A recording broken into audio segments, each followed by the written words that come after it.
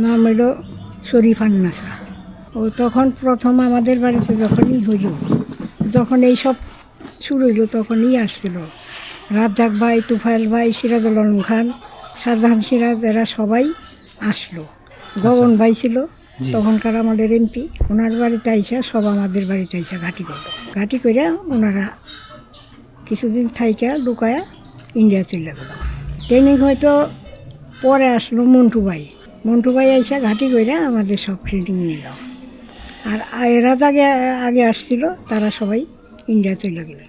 রোহান নবগঞ্জ, কেরানীগঞ্জ সব জায়গায় এরা যাতায়াত করতো। তুলসীখালি অপারেশনে মন্টু ভাইয়ের সাথে গেছি, এই তুলসীখালি রাত্রে ট্রেনিং দিত। ইন্দুরবিল বলে একটা জমি ছিল ওদিকে, অনেক বড় জায়গা, সেখানে রাত্রে নিয়ে আমাকে ট্রেনিং দিত। হাবিব ভাই ছিল একদিন, যে মজিবর ছিল কলিল সর্দারের ছেলে, এদের সাথে আমি সব সময় রাত্রে যাইতাম। আমার কোনো তখন ভয় ছিল না যে মরতে হয়, মারিয়া মরবো। এইসব অত্যাচার শুনি, দেশ স্বাধীন করতে হবে, এইভাবে আমরা ট্রেনিং নিয়েছি। দেশ আমাদের স্বাধীন হতে হবে, বাংলাদেশ আমরা তখন এইভাবে কইরা আমরা এইভাবে চলছি। কিন্তু মনে তখন কোনো ভয় ছিল না যে আমি মরে যাবো, এইবার গেলে মরার ভয়টা ছিল। মরি যদি মাইরা মরু, এইভাবে তাদের সাথে এসএলআরের ট্রেনিংও নিয়েছি, স্ট্যান্ড গানের ট্রেনিংও নিয়েছি। তারপর ওই যে রাইফেল ছিল একটা, কত ইয়ের জানি, অত ওখানে বয়স হয়েছে তো বাবা, অনেকটা বুঝে গেছি। ওইটা একবার কক টানতেই তো আবার মারতেই। তার এসএলআর ছিল, একবার টানলে গুলি ছুটতেই থাকতো, অটোমেটিক আইতো যাইতো। এক গ্রেনেডটা ছিল কামনামার ইয়ের মতো, এই ইটা খুইলে, মুখটা খুইলে এই পানের বটার মতো ছিল, এটা এইভাবে দইরে ফেঁকতে দিত। না, আমাদের অপারেশনে কোনো মুক্তিযোদ্ধা মারা যায় নাই, ওই আমাদের দেশের কিছু লোকেরা ওরা মারছে। অনেক মুক্তিযোদ্ধা, আমাদের 5টা ঘর ছিল টিনের, তখন 5টা ঘর ছিল, 5টা ঘর ভর্তি মুক্তিযোদ্ধা।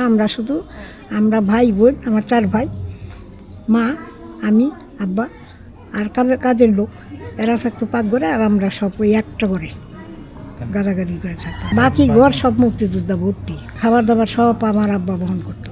আমার আব্বা মুক্তিযোদ্ধা, আমার আব্বা বহন করতো সব। 15-20 জন মানুষ খাইতো আমাদের ডেইলি। কি আইসা পড়লো 15-20 জন খাও। 4টা ছিল চুলা, 4টা 5টা 6টা চুলা ছিল, 2টা করে 4টা, আর একটা 2টা, 6টা চুলা। 6টা চুলায় 5 চড়াই দিত। যত মুক্তিযোদ্ধা, আর কেউ বলতো কি 4 দিন ধরে ভাত খাই না। মা, আমার মা ঘুমাইছে থাকতো, মা 4 দিন ধরে ভাত খাই না। মা ফাল দিয়ে উঠতো, উঠে যাইয়া ওই লোকজন উঠায় পাক করে তাকে খাওয়াই দিত। এই ধরনের মন মানসিকতা নিয়ে আমরা বড় হয়েছি, ভয় পাইনি আর কি। সাহস ছিল যে মরতে যদি হয় মাইরা মরুন, কাপুরুষের মতো মরুম কেন, এইটাই ছিল মনের মধ্যে একটা সাহস ছিল। আমি মনে করেন আমি ক্লাস 5-এ পড়ি, তখন আমার আব্বার বন্দুক ছিল।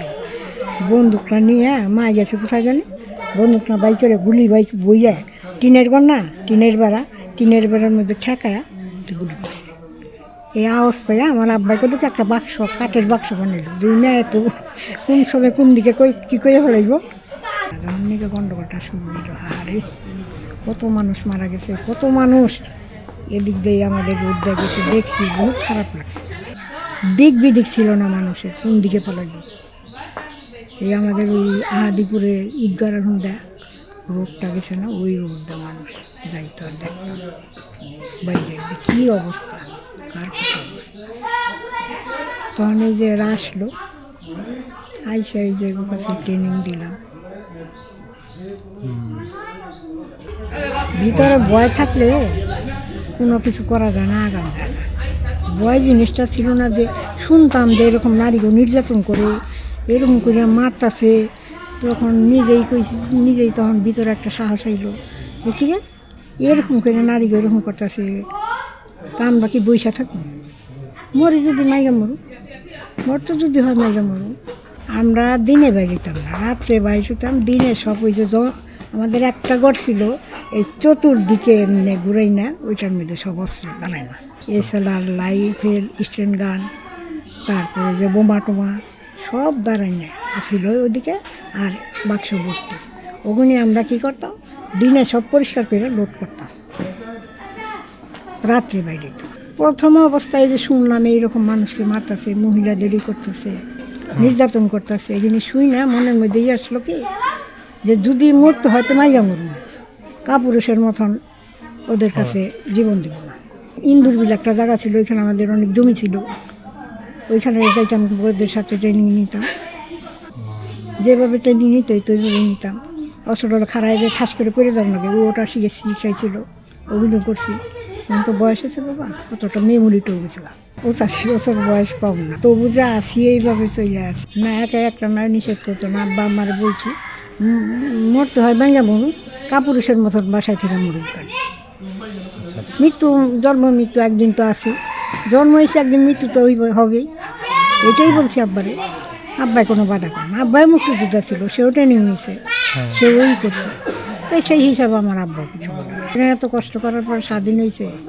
আমাদের বাড়িতে এরকম আম বাগান ছিল, আম গাছ ছিল, এমনভাবে গুলি ছুটছিলাম, এক গাছের আমের কথা রাখছিলাম, যে শান্তি আনন্দে এমনভাবে গুলি ছুটছিলাম, মনে এত শান্তি হয়েছিল যে স্বাধীন করা পারছি। তখন আমার মামারা বলছে কী করতেছ পাগলি মা? আমি পাগলি মা, মনের মধ্যে সাহস রেখে যে মুক্তিযুদ্ধ করা পারছি, এই আনন্দে এইটুক করলাম। পরাধীন হয়নি, মনে করো এখন এমন হয়ে গেছি, কোনখানে কী ছিলাম, ওই টাকা ছিলাম, ওই দুনিয়াটা বললাম, বিরছিলাম, ভুলে যাই, এই ধরনের হয়ে গেছে এখন। বললাম না, এই হাত হোত সব গেছিল গা পইরা, এই মাথা ধরে উঠাইতো আমার ছোটো ছেলে, যেটা আমেরিকা চলে গেলো, আমেরিকা থেকে আইসা বললো আমার খবর ছিল, আইসা আমার এই মাথা ধরে উঠাইতো, উঠাই এই ছেলেই আমার বাথরুমে যেত। মেয়ে বিয়ে হয়ে গেছে, দূরে থাকে। সন্তানের মধ্যে এক ছেলের বাড়িতে রাখছি, বড় ছেলে, নামাজ কামাল পড়ে, নামাজ কালামের মেয়েদি রয়েছে, জামাতে যায়, এই সবের মেয়েদি আছে। বড় ছেলে ওইটারই বাড়িতে রাখছি, মেয়ে বিয়ে দিয়ে দিছে, মেয়ে শ্বশুর বাড়িতে। আর মেজো ছেলে আমেরিকাতে আছে, ছোটো ছেলে আমেরিকাতে আছে। জনগণের জন্য বলতে চাই যে বাবা, সবাই শান্তিতে থাক, সুখে থাক, এই ধরনের অরাজকতা মধ্যে আমিও নাই, দেশের জনগণের জন্য অরাজকতা যায় না, এইভাবেই আমার কাম্য।